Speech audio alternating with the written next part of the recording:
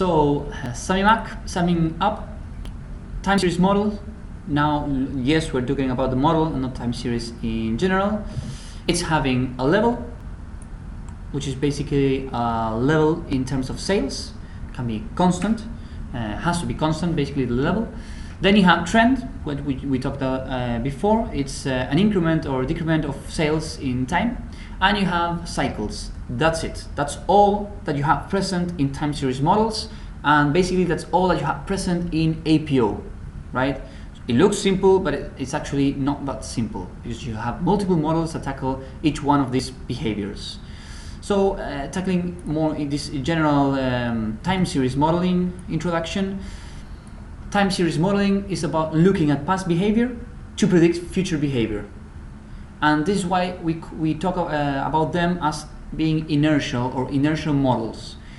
Basically, to put it in another way, if you have a sales history that has a positive trend, and you use a model that is able to understand the trend, there is no way that your model is going to predict something that does not have a trend. Even though you know that the assumptions changed, and the market changed, and some other variables change, and you're going to have a constant behavior in the future, your trend model will not be able to understand that, because it's an inertial model. And this is very important, because you need to understand when you go with your business partners, or when you receive the information forecasts from APO, what are the assumptions behind these models? Basically, inertial. When we're going to stress a little bit about noise. Again, I talked about noise being a variation that cannot be explained, and it has basically no patterns. And please remember that, again, it cannot be explained and it cannot have a pattern, right? So why is this important?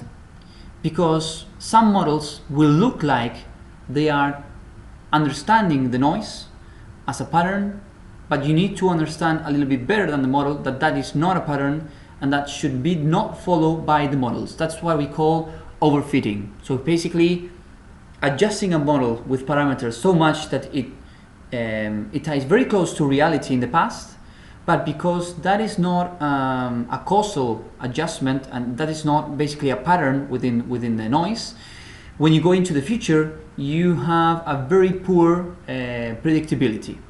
Okay, this is very important to understand, trying to avoid what we call overfitting.